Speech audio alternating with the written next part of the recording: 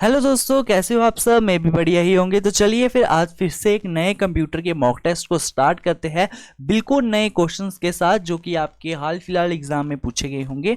इसलिए इस चैनल का नाम भी अपडेटेड क्लासेस है। यहाँ पे आपको हमेशा अपडेटेड मटेरियल ही पढ़ाया जाता है, आपके जो भी लेटेस्ट एग्जाम्स होंगे। ठीक है जी। तो चलिए ज़्यादा समय ना गवाते हुए पहले क्वेश्चन की तरफ बढ़ते हैं आज के। तो आपका पहला क्वेश्चन क्या है, डाटा और information used to run the computer is called, उसे हम क्या कहते हैं। ठीक है, डाटा या इन्फॉर्मेशन का यूज़ करके हम कंप्यूटर को चलाते हैं, उसे हम कहते क्या क्या हार्डवेयर कहते हैं, सीपीयू, पेरिफेरल या नन ऑफ दिस।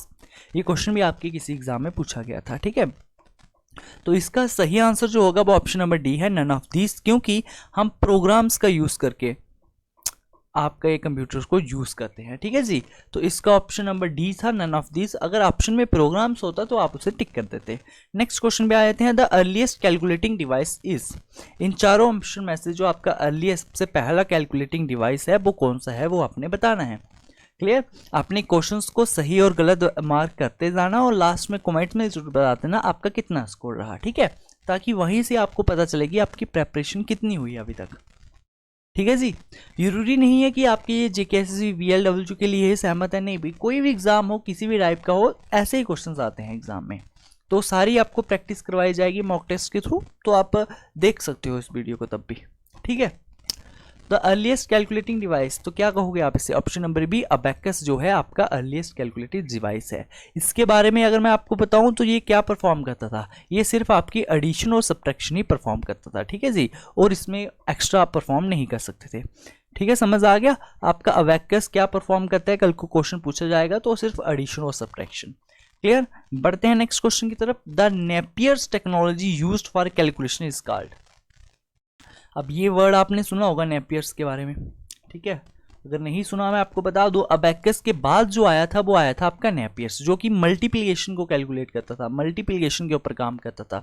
जैसे कि आपका अबेकस सिर्फ एडिशन और सब्ट्रैक्शन के ऊपर करता था और ये आपका करता था मल्टीप्लिकेशन के ऊपर। ठीक है जी, ये इस पे काम करने वाली टेक्नोलॉजी थी।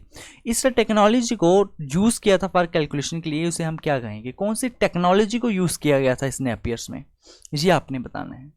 और ये भी एग्जाम में आया गया क्वेश्चन है भाई। ठीक है, तो बता दीजिए इसका जो सही आंसर होगा वो क्या होगा, वो ऑप्शन नंबर डी इसका बिल्कुल सही आंसर होने वाला है। ठीक है, क्वेश्चन नंबर थर्ड का ऑप्शन नंबर डी आपका आ गया। 4 पे आ जाते हैं, Pascaline is also known as. Pascaline को हम और क्या कहते हैं। ठीक है, क्वेश्चन नंबर 4, पैस्कलिन को हम और क्या कहते हैं, क्या अवेकर कहते हैं, addition adding machine, division machine या डिफरेंस मशीन। तो बताइए सही आंसर। काफ़ी अच्छे क्वेश्चन है आज के, ज़्यादा मुश्किल भी नहीं, ज़्यादा इजी भी नहीं। तो पैस्कलिन को हम क्या कहते हैं, एडिंग मशीन भी कहा जाता है उसे। ठीक है, उसे एडिंग मशीन कह लो या पैस्कलिन कह लो। आपका option number B, question number 4 option number B. 5 पे आ जाइए, punch card were first introduced by, किसने इंट्रोड्यूस किए थे। ठीक है, ये क्वेश्चन आपका काफ़ी इंपॉर्टेंट है, आपको पजल करने के लिए ये क्वेश्चन पूछेगा और काफ़ी एग्जाम में भी पूछा गया है इसको। कई बच्चे इसका आंसर ऑप्शन नंबर डी देंगे और कई बच्चे इसका आंसर ऑप्शन नंबर सी भी देंगे। ठीक है जी, तो बताइए पंच कार्ड को फर्स्टली इंट्रोड्यूस किसने किया था। ठीक है, इंट्रोड्यूस करने वाला कौन था, तो इंट्रोड्यूस किया था वो किया था जैक्वार्ड ने। ऑप्शन नंबर सी आपका, जैक्वार्ड ने इंट्रोड्यूस किया था। और हरमन होल्ड्रिथ ने इसको क्या किया था, इन्वेंट किया था, बनाया था। ठीक है, पंच कार्ड को आप ये भी कहते हो कि फर्स्ट इलेक्ट्रोमैकेनिकल मशीन भी इसे कहा जाता है, पंच कार्ड्स को। समझ आ गई मेरी बात। अगर हरमन होल्ड्रिथ आप टिक करोगे तो वो आप तब करोगे जब आपको पूछा गया पंच कार्ड को इन्वेंट किसने किया है। ठीक है, अब जैसे इसमें पूछा गया है इंट्रोड्यूस किसने किया है, तो इसका सही आंसर क्या होगा, जैक्वार्ड ने इनको क्या किया, इंट्रोड्यूस किया था। ठीक है, क्वेश्चन नंबर 6 पे आ जाते हैं। Who is known as father of modern computer. Modern computer के फादर किसको कहा जाता है, क्वेश्चन नंबर 6। ठीक है, फादर ऑफ कंप्यूटर पूछेगा तब आंसर अलग होगा, पर जब आपका फादर ऑफ मॉडर्न कंप्यूटर पूछेगा तब आपका आंसर अलग होगा। ठीक है, इस बात का हमेशा याद रखना। फादर ऑफ कंप्यूटर कहा जाता है आपका चार्ल्स बेबेज को, और फादर ऑफ मॉडर्न कंप्यूटर किसे कहा जाता है ये बता दो। वो कहा जाता है आपके पास एलन टर्निंग को। एलन टर्निंग को कहा जाता है फादर ऑफ मॉडर्न कंप्यूटर। समझ आ गई मेरी बात। चार्ल्स बेबेज क्या थे आपके, सिर्फ फादर ऑफ कंप्यूटर थे। मॉडर्न कंप्यूटर के फादर एलन टर्निंग।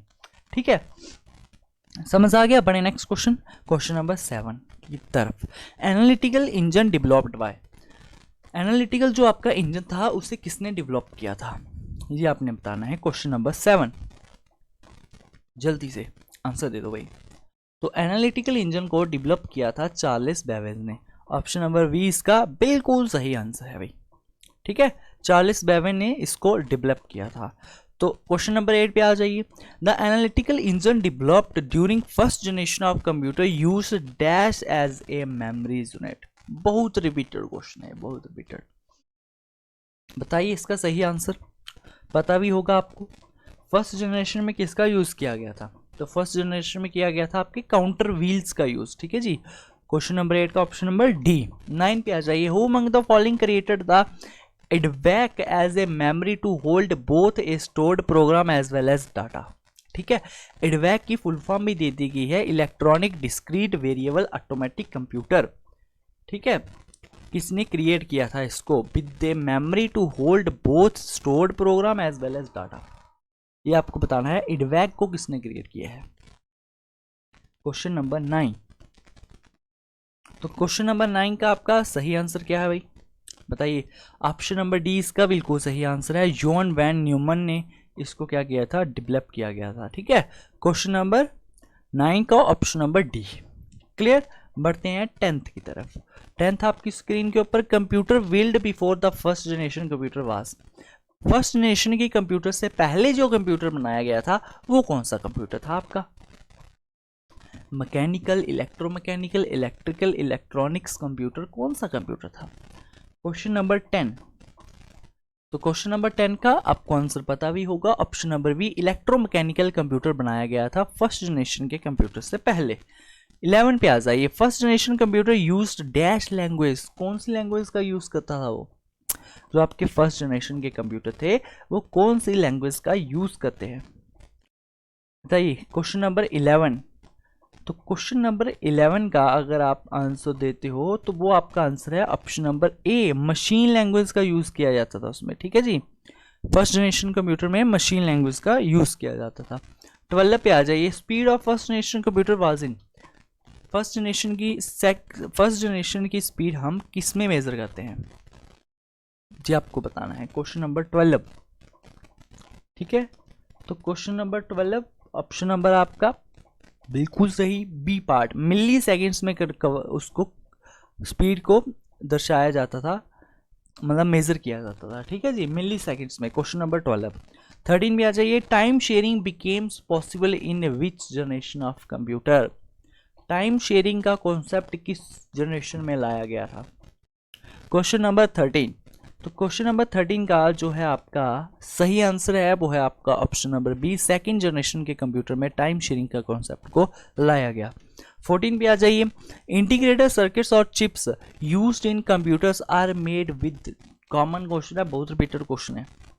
जो आईसी आपकी चिप्स होती है वो आपकी किस सर्किट से बनी होती है, मतलब किस आपके कंप्यूटर में जो लगती है वो किससे बनी होती है, ये आपको बताना है। कॉपर की होती है, एल्यूमिनियम की होती है, गोल्ड की होती है, इसलिए मेटल की चिप होती है ना वो आपकी, तो वो मेटल इनमें से कौन है आपका, सिलिकॉन, सिलिकॉन की वो बनी होती है, ठीक है। ऑप्शन नंबर डी आपका बिल्कुल सही आंसर है।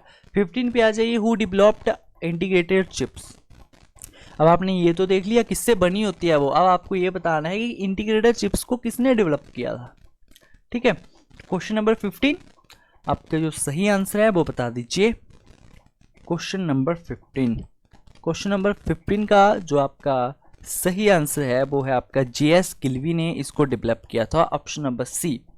Question number 15 option number C आपका बिल्कुल सही आंसर है, ठीक है। 16 पे आ जाइए। Plamptop computer is also known as, palm top, sorry plamp नहीं, पाल्म टॉप, ठीक है। पाम इस आपका जो हैंड पे होते हैं ना, palmtop computer is also known as, उसे हम और क्या कहते हैं, नाम से पता चल रहा है कि नहीं। क्वेश्चन नंबर 16 का जो आपका सही आंसर है ऑप्शन नंबर डी है, उसी को हम हैंड हेल्ड कंप्यूटर भी कहते हैं, ठीक है। हैंड हेल्ड कंप्यूटर कह लो चाहे पाम टॉप कंप्यूटर कह लो, सेम ही कहानी है। 17 भी आ जाइए। फर्स्ट मिनी कंप्यूटर वाज, सबसे पहला मिनी कंप्यूटर जो है वो आपका कौन सा है इन सभी में से। क्वेश्चन नंबर 17, इन चार ऑप्शन में से फर्स्ट मिनी कंप्यूटर वाज आपका कौन सा है?